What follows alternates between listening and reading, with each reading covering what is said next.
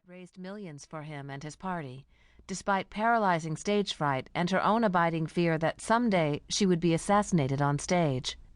She had defended him against charges that now threatened to topple his presidency. She had not put up a fight when Hillary Clinton, furious that Streisand had been an overnight guest of her husband's at the White House, while the First Lady was at her dying father's bedside in Arkansas, reportedly banned Barbara from staying at the executive mansion. And while speculation ran rampant about the true nature of her relationship with the president, Streisand gallantly held her tongue. She had even befriended his mother and consoled him following her death from breast cancer in 1994. After all Barbara had done for him, and had been through with him, Bill Clinton had no intention of altering the dates of his 9-day visit to China so that he could attend her wedding to James Brolin. Nor was there any point in postponing the ceremony in hopes of catching Clinton on his way back from China. The president was simply unavailable. It came as less of a surprise that Hillary, who had always been suspicious of Barbara's motives in cozying up to Bill, also turned down the invitation. As it happened, both the First Lady and First Daughter, Chelsea Clinton, would be heading for China at the end of June 1998. There was one Clinton who would be attending Barbara's wedding, Bill's little brother Roger, a failed rocker who once did prison time for selling cocaine. "She was disappointed, of course," said an Arkansas friend of the Clintons, "but I think she understood that there was no way Bill could postpone that trip to China, even for her." Barbara was not about to complain directly to the president. She had other ways of coping with disappointment. She took her frustrations out on the hired help and, whenever possible, on the press. July 1st, 1998, Malibu.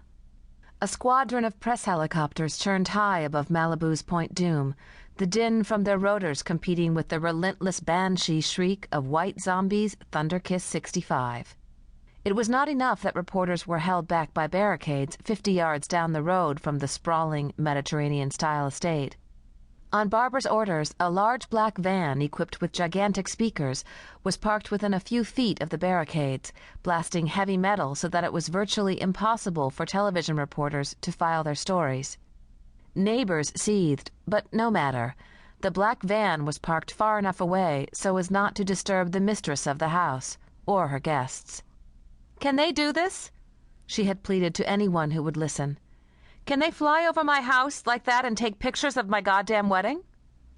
Legally, reporters were well within their rights to do so, as long as the helicopters did not descend below what was considered a safe altitude of 500 feet. Still, Streisand publicist Dick Gutman had warned them to keep their distance, so sacred vows can be heard.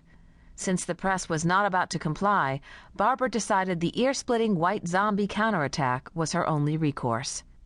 While hapless reporters shouted into their microphones, straining to be heard over the mayhem outside, beefy, grim-faced security guards in dark suits and sunglasses manned the front entrance of Streisand's estate, matching names to lists, checking badges, and muttering into walkie-talkies.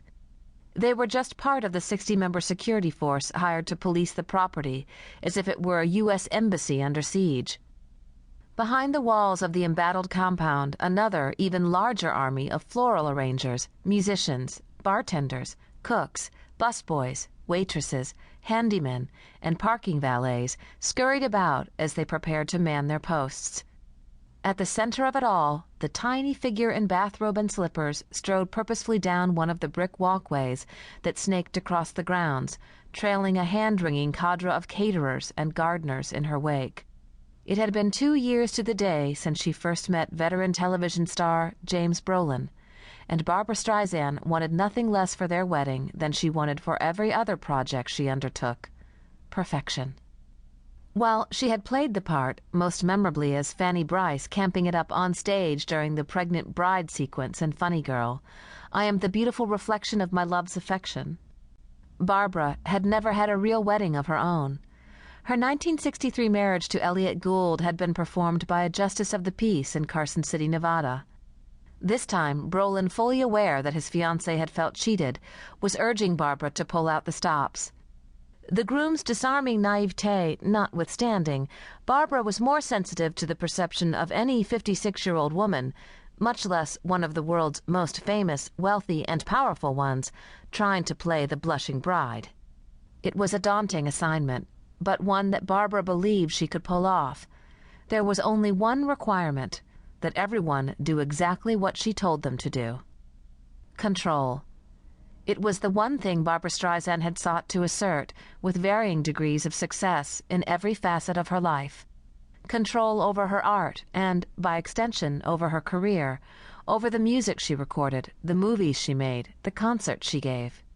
Control over her fortune, now estimated at more than $120 million, and total command of all that entailed, the details of every clause in every contract, of every share of stock purchased, of every acre acquired, of every dollar doled out to charity. Control of her environment, right down to the subtle gradations of color in the roses grown at her sprawling Malibu estate. Control over her own psyche, though, after more than 30 years of therapy, that seemed as elusive as ever. Control over her spirituality, rooted in Judaism, and a yearning to connect with a father she never knew. Barbara even strove to assert control in the realms of politics and national policy, or at least as much of it as she could acquire through the judicious application of her talent and fame. As the country's single most important celebrity fundraiser, she had the ear of every Democrat from the President of the United States on down. When it came to her romantic life, however, Barbara seemed to be anything but in control. After her marriage to Elliot Gould ended in divorce in 1971, Streisand careened from one failed affair to another, some lasting years, others a matter of days, until finally admitting to herself in 1996 that her love life was probably over. "I was liking my solitude," she said. "Maybe a relationship was something I could never have, and that was okay." After 2 failed marriages of his own, James Brolin was pretty much resigned to the same thing. "All I needed was the newspaper, a great cup of coffee, and a view of the ocean," said the ruggedly handsome 58-year-old actor. "For the first time, I wasn't worrying about when I was going to find someone who made me complete." It was at this point, when neither was looking for romance, that they found it. Within 2 minutes, after he was seated next to Barbara at a dinner party, Brolin recalled, "I was totally infatuated." Before long, he was calling her Beezer, the rough slang equivalent of schnoz, and incredibly, a smitten Streisand embraced her unkind-seeming new nickname. Over the course of their 2-year relationship, she had undergone a major transformation. According to friends, Barbara was less prone to the soul-destroying lows and the manic highs. The aw-shucks, laid-back lover had made her more mellow, more serene. Maybe not so serene today, just 4 hours before her wedding. To be sure, for someone whose tantrums and demands were the stuff of legend, Barbara seemed remarkably sane. But that didn't mean that Streisand, who often said that she welcomed anxiety as a constant companion, was entirely immune to pre-wedding jitters. Like every other bride, she had agonized over the guest list, over the vows, over the flowers, and the lighting, and the food, and the music. And like every other bride, she had the capacity to strike terror in the heart of anyone who, either by design or through incompetence, might do anything to spoil her perfect day. Her instructions had been characteristically precise, and no one paid closer attention to detail. Nevertheless, there had been a minor slip-up or two, the kinds of mistakes that at other, more lonely, more desperate times could easily have ignited a tantrum or resulted in a summary dismissal. "What's this?" Barbara had asked a startled waiter, plucking a bottle of San Pellegrino mineral water from a crate and holding it up to his face. "Water?" the young man answered quizzically. "Perrier, not Pellegrino. I was very clear on that," Barbara said. "I want Perrier, now." Periodically, Streisand would stop to peer at the reporters outside her gates, milling about even as White Zombie boomed from the unmarked black van. Her plan to foil the press, or at least to keep it at arm's length, just this once, seemed to be working. Barbara took no small satisfaction in this. She had wanted to be married in her magnificent garden, where the species of rose named after her bloomed in abundance, but the press helicopters had made that impossible. She had no desire to stage a replay of Madonna's 1985 Malibu wedding to Sean Penn, when the frustrated groom fired several shots at press helicopters before scrawling a defiant "fuck you" on the beach in letters 20 feet high.